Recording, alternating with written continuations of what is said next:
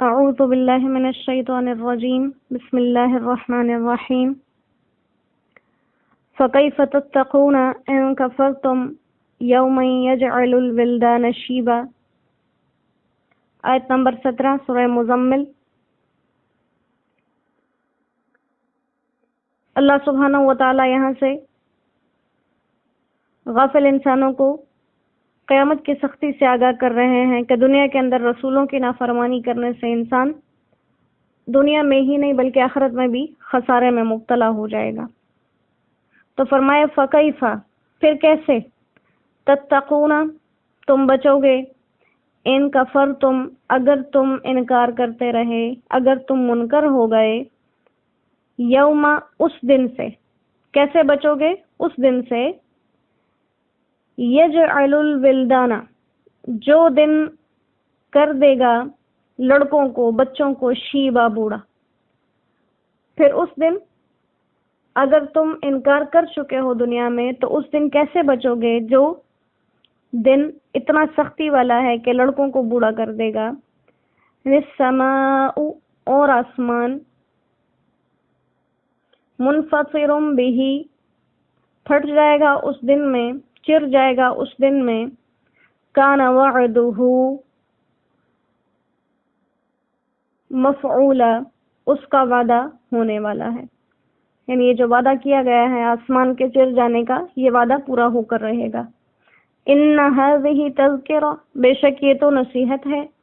فمن شاء اتخذ، پھر جو کوئی چاہے بنا لے، الی ربہ، اپنے رب کی طرف، سبیلا، راستہ۔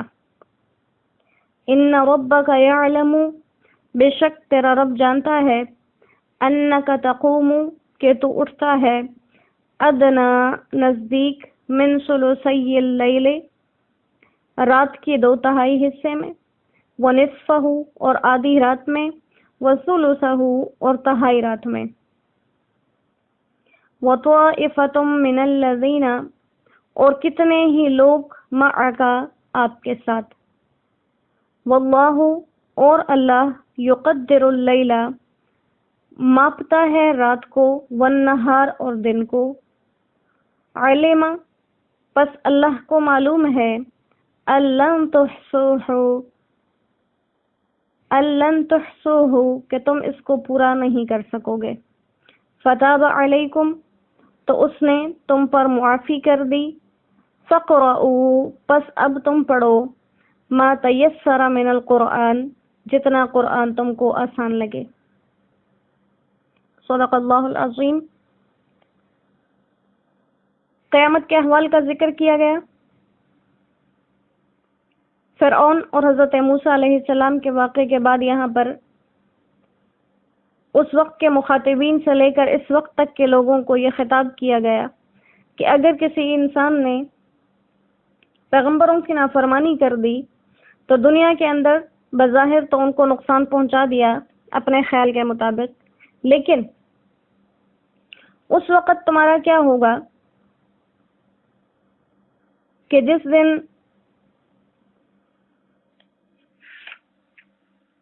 کی سختی کا حال یہ بیان کیا کہ اس کی شدت سے، اس کے ڈر سے، اس کے خوف سے بچے ایسے محسوس ہو جائیں گے کہ بوڑھے ہو گئے، اور یا اس دن کی طوالت، اس کی لمبائی اتنی ہے کہ جس میں ایک بچہ بڑھاپے کی عمر تک پہنچ جائے۔ بہرحال مطلب جو بھی ہے، سختی کا ہی حوالہ دیا گیا کہ قیامت کے دن کتنی سختی ہے۔ دنیا کے اندر اپنی کچھ وقتی لذت کے لیے یا کچھ وقتی سکون کے لیے کہ ہم کسی کی بات نہیں مانتے، ہم کسی کے پیروکار نہیں ہیں،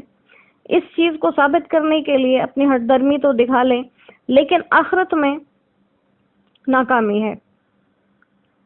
پھر آخرت میں کامیابی کا وہاں پر کوئی حصہ انسان کے لیے نہیں ہے۔ اور کہا کہ آسمان کی کیفیت کیا ہو جائے گی، جو بار بار یہ بتایا جا رہا ہے کہ قیامت کے لیے آسمان جو ہے وہ چر جائے گا، اس کی یہ کیفیت نہیں رہے گی، اور کہا یہ کوئی ویسی بات نہیں ہے، یہ اللہ کا کیا ہوا وعدہ ہے، اور اس کے کیے ہوئے وعدے ہو کر ہی رہتے ہیں۔ یہ قرآن کریم ایک نصیحت ہے، اور جو شخص چاہے تو اس سے نصیحت حاصل کر کے اپنے رب کے پاس اپنے لیے راستہ، اپنا ٹھکانہ بنا سکتا ہے۔ تو رب تک پہنچنے کے لیے جو ٹھکانہ، جو راستہ بیان کیا گیا کہ انسان اللہ تک پہنچنے کے لیے اگر اسے راستہ چاہیے یا اسے اللہ کے پاس کوئی ٹھکانہ چاہیے تو قرآن کریم کو ہی یہ ذریعہ بیان کیا گیا۔ مختلف مفہوموں کے ساتھ یہ آیات اسی طرح سے الفاظ کے کچھ رد و بدل سے مختلف جگہ پر آتی رہی ہے۔ ان ھذہ تذکرہ،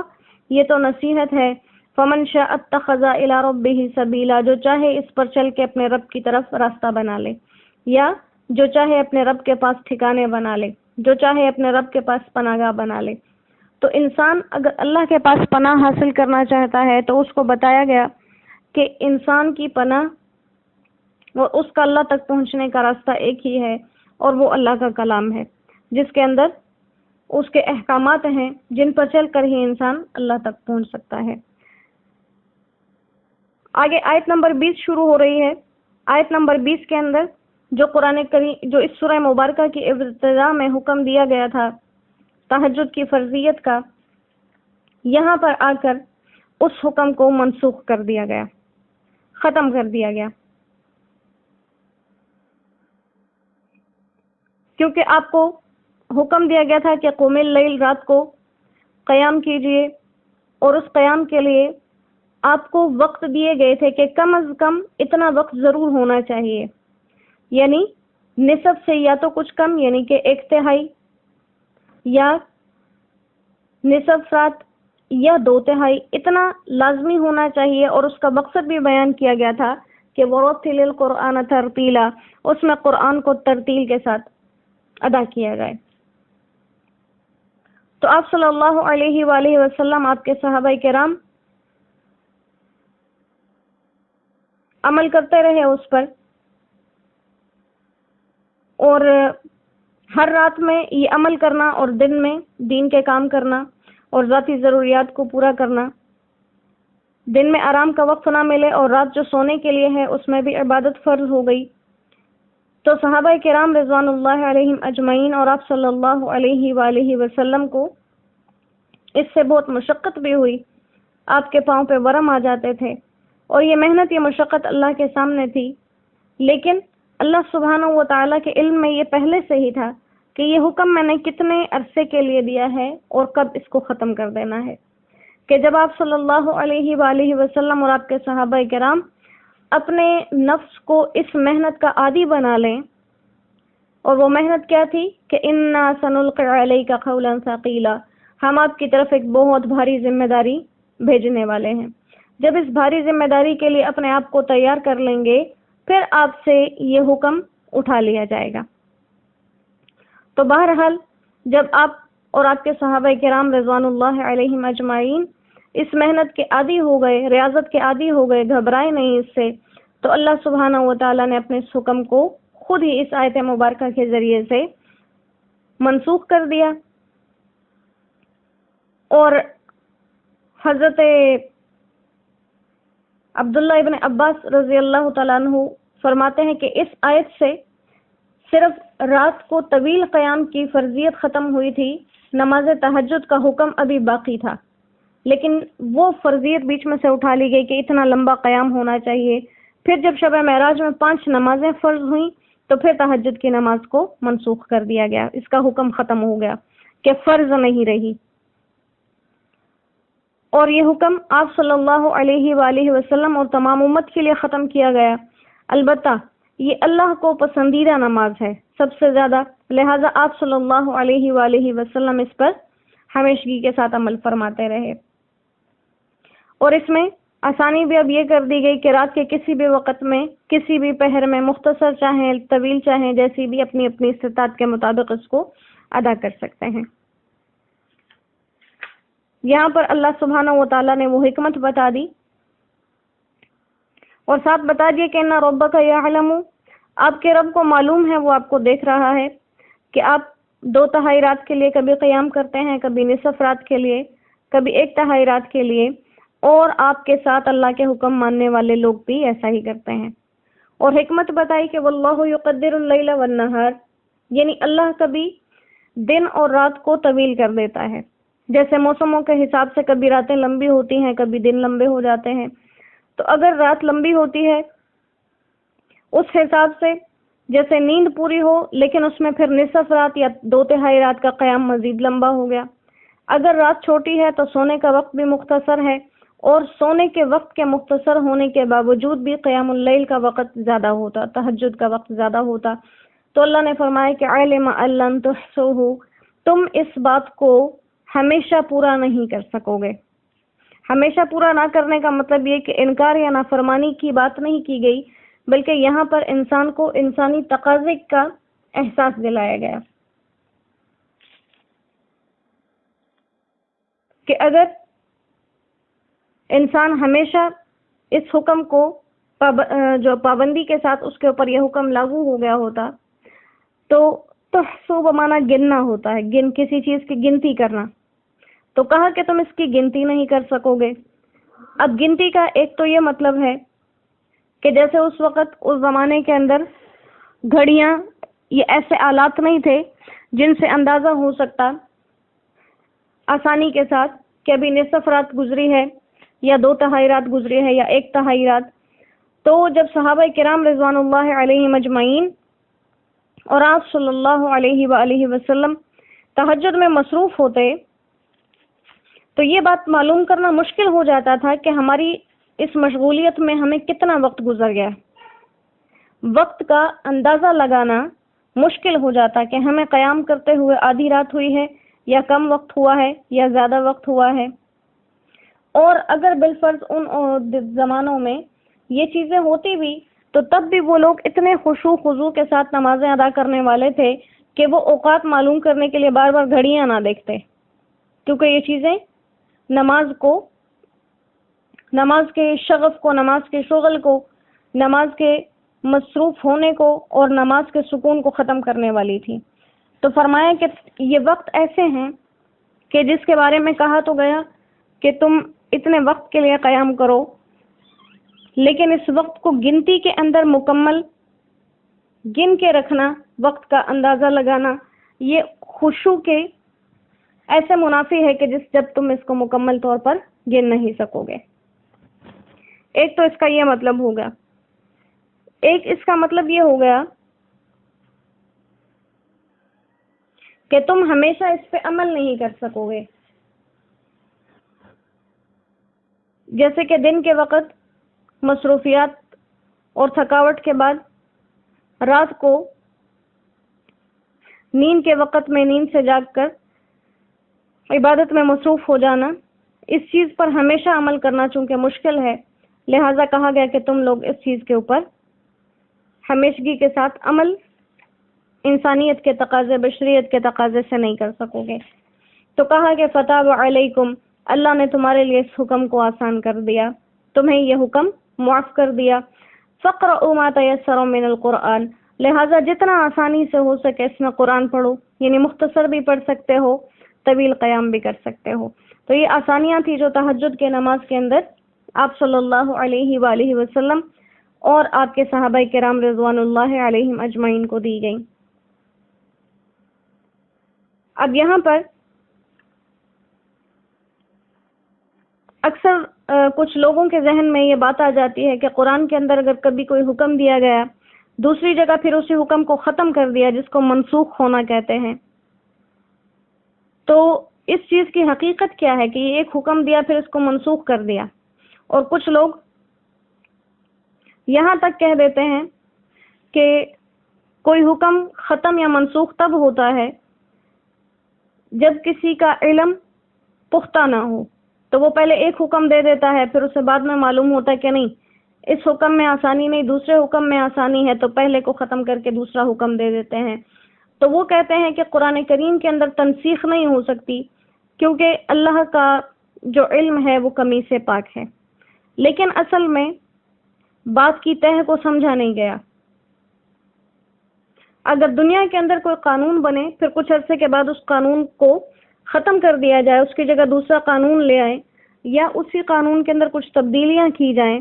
تو اس کی تو یہی وجہ ہے کہ تجربات سے کوئی نئی صورتحال سامنے آتی ہے اور انسان کو محسوس ہوتا ہے کہ پہلے سے زیادہ یہ صورتحال بہتر ہے، تو وہ اس پر عمل کر لیتا ہے، پہلا حکم ختم کر دیتے ہیں۔ لیکن احکام الہی میں جب ایسا ہوتا ہے تو اس کا تعلق تجربے سے نہیں کہ اللہ سبحانہ و تعالیٰ کو معاذ اللہ پہلے علم نہیں تھا، پھر بعد میں تجربے سے بات ثابت ہوئی تو حکم تبدیل کر دیا۔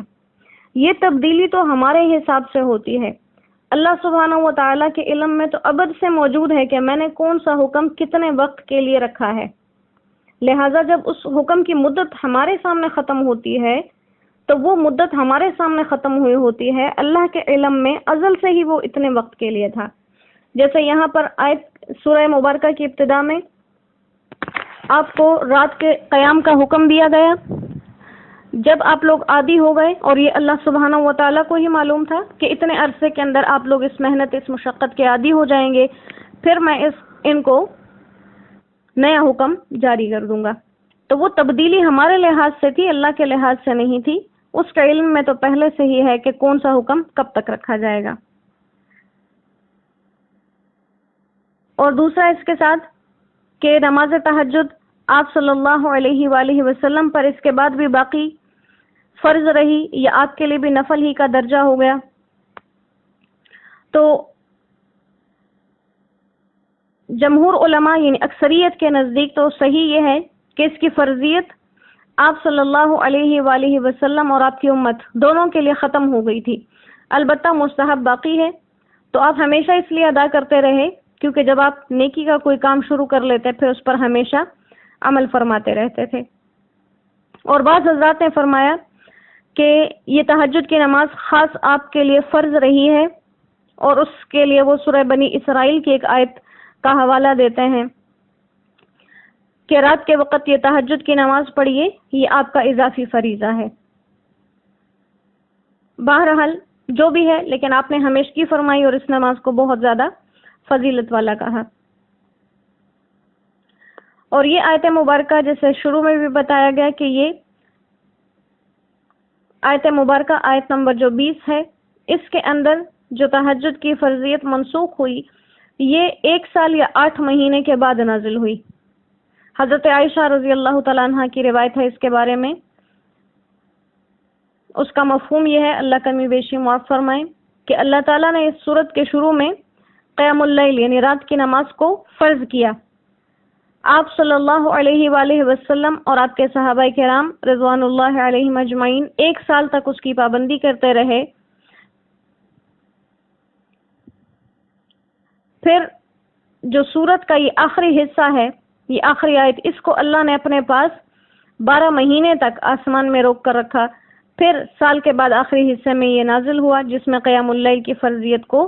ختم کر دیا گیا، اور اس کے بعد قیام اللیل صرف نفل اور مستحب رہ گیا۔ اور اس کی جو وجہ بتا دی گئی کہ وجہ اس کی کیا ہے، تم اس پر ہمیشگی کے ساتھ بشریت کے تقاضوں سے عمل نہیں کر سکو گے، یہ مشکل ہے۔ لہٰذا پھر اس حکم کو اللہ سبحانہ و تعالیٰ نے جس حکمت کے لیے رکھا تھا وہ حکمت حاصل ہو گئی، اور اس کے بعد اس کے حکم کو منسوخ کر دیا گیا۔ اللہ ہمیں ان احکامات پر عمل کرنے کی توفیق عطا فرمائے۔ وما علینا الا البلاغ وآخر دعوانا ان الحمد للہ رب العالمین۔ السلام علیکم ورحمۃ اللہ وبرکاتہ۔